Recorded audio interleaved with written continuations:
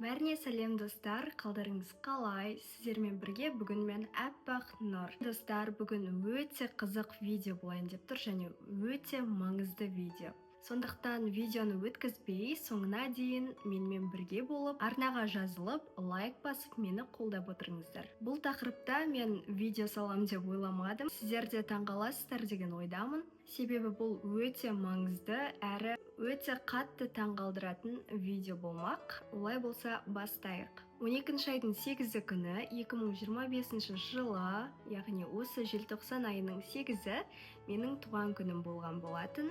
Біз Бақытжан екеуміз Талдықорғанға барып, ата-аналарымызды таныстырып, солай отырып өткіземіз деп ойлағанбыз. Сөйтіп бардық, кафеге отырдық, ата-аналарымызды таныстырдық.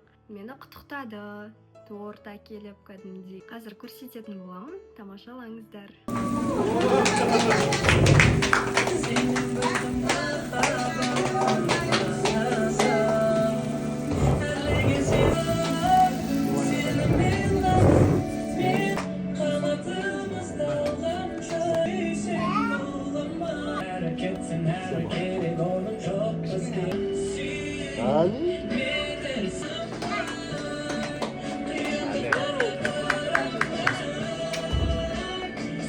Міне достар, осындай өте ерекше құттықтау болды. Мен өте қатты таң қалдым, өте риза болдым, өте бақытты сезімде болдым. Оны сіздерге сөзбен айтып жеткізе алмаймын, себебі бұл сөзбен жай ғана жеткізіп айтатын сезімдер емес. Осылай басталды, ата-аналарымыз танысты, барлығы күшті болды.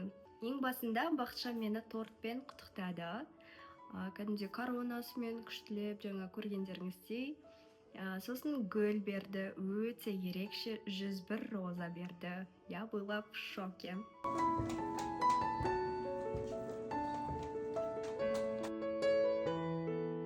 Өте қатты таң қалдым, күшті сезімде болдым. Сөйтіп, ойымда дым жоқ. Жай ғана таң қалып, сол сыйлықтарға мәз болып отырдым. Ата-аналарымыздың бәрі қуанышты, мәз болып, бәріміз бақытты болып отырдық. Сондай өте ерекше, өте қуанышқа толы, әртүрлі эмоциялар болды. Жыладым, әрине бақыттан. Жыладым, күлдім. Сондай әртүрлі эмоцияға толы отырыс болды. Ата-аналарымыз да ойдағыдай танысып, барлығы ойдағыдай болды. Сөйтіп мен ештеңке күтпедім, отырдым, ата-аналарымыз танысып жатты. Сөйтіп отырған кезде, қараңыздар, Бақытжанның сөзін көрсететін болам. Бұл жерде әр адам маған тос айтып жатқан болатын. Сол кезде Бақытжанның маған айтқан тосын тыңдаңыздар.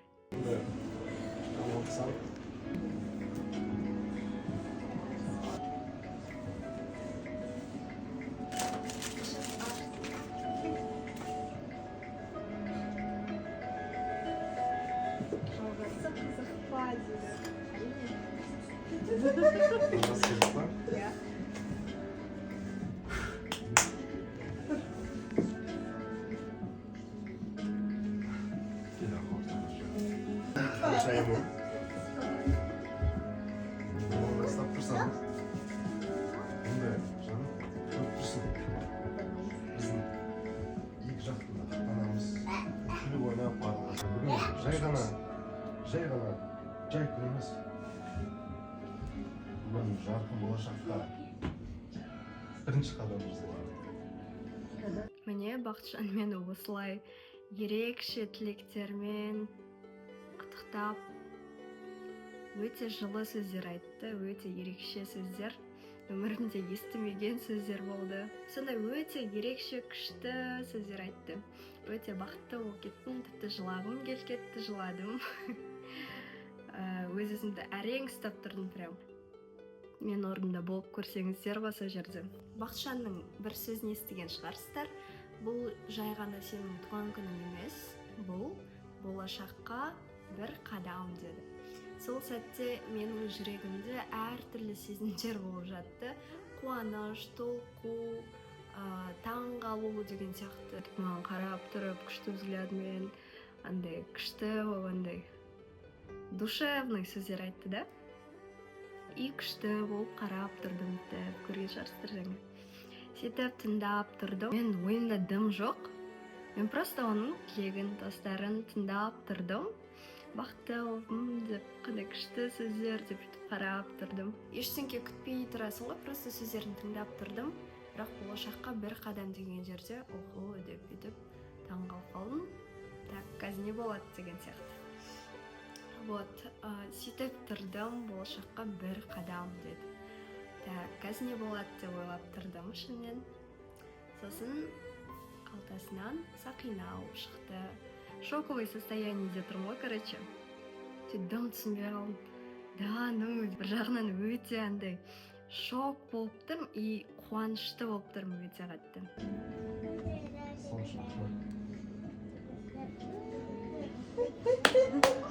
Мен осы өмірдегі жан серігім болып, жанымда шу жүретін періштем болуға дайынсың.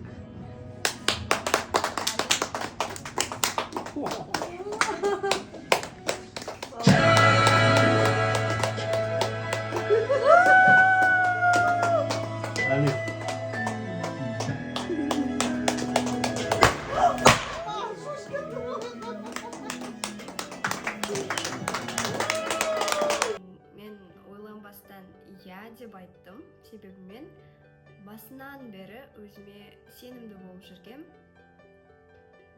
Өзімнің дайын екенімді білетінмін басынан ақ. Сондықтан мен еш ойланбастан иә деп айттым. Мен ол кездегі менің сезімімді айтып жеткізе алмаймын сіздерге. Оның үстіне ата-аналарымыздың алдында, ата-аналарымыздың көзінше болғандықтан мен өте ұялып тұрдым. Андай ата-аналар отырған соң енді ұяласың ғой. Ата-аналардың көзінше сіздерге сөз салып тұрса, қандай сезімде болатыныңыздар. Обычно басқалар достарының көзінше сондай болады ғой. Ата-аналарды таныстыру ол жай ғана таныстыру емес ол.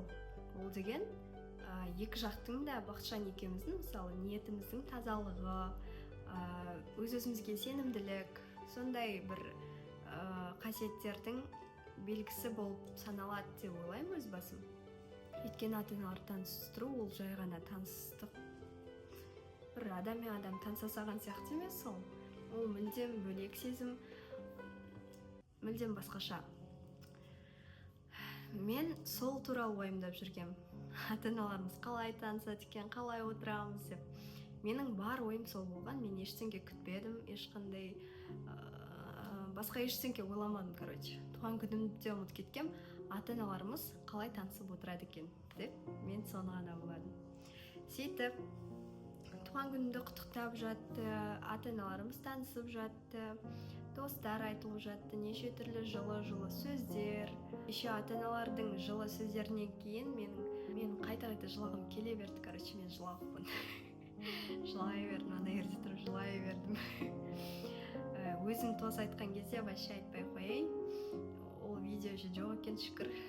Өзім тос айтып жатып, вообще жылап қалғасын ғой, атай. Солай бір көп жылап алдым, короче. Сөйтіп, Бақытжан маған сөз салды. Міне осылай күтпеген жерден, мүлдем күтпеген жерден маған сөз салды. Енді Бақытжан екеуміз жених и невестамыз. Тили-тили-тесто, жених и невеста деген бар емес па? Сол сияқты. Мен өте бақыттымын қазір. Мен сол кезде ойланбастан әрине иә деп айттым. Видеодан көрген шығарсыздар.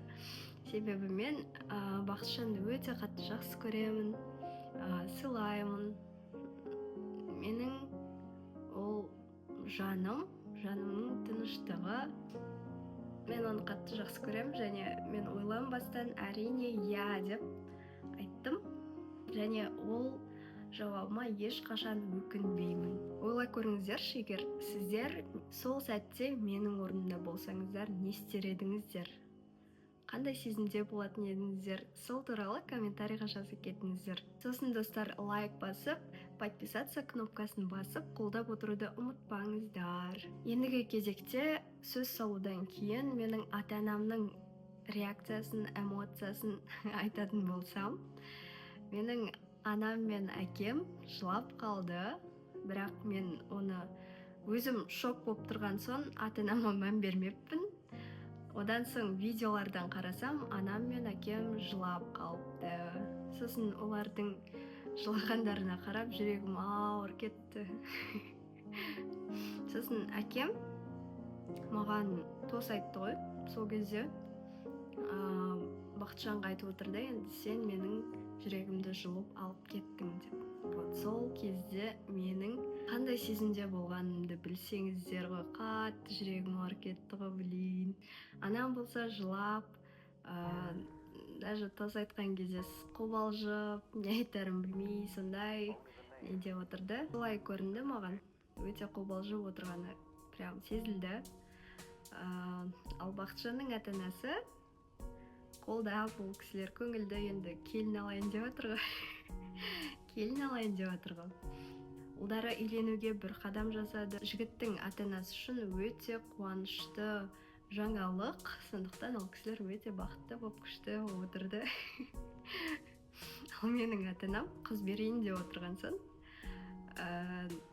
сондай жүректері ауырып, жылағылары келіп, сөйтіп отырды. Кстати, достар, мен сіздерге сақинамды көрсетуді ұмытып кетіппін. Бұл ең бағалы сыйлық болды мен үшін өмірімдегі. И вот. Күшті, иә?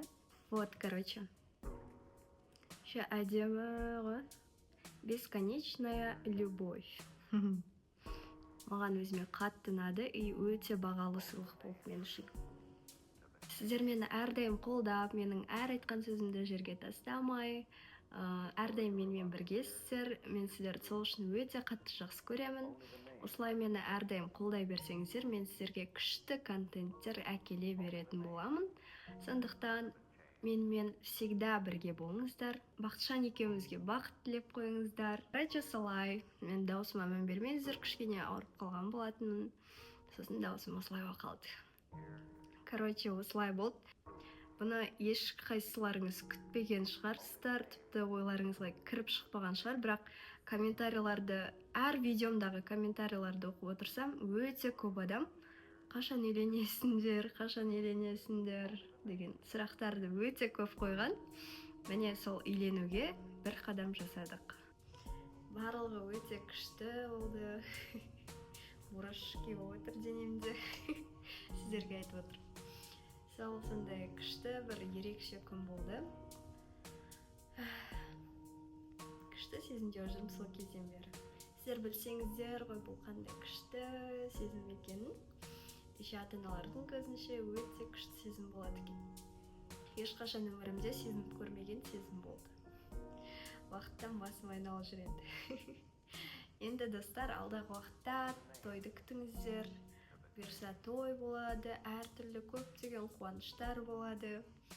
Оның барлығы мен сіздермен алдағы уақыттарда бөлісетін боламын. Енді достар, мен осылайша видеоны аяқтаймын.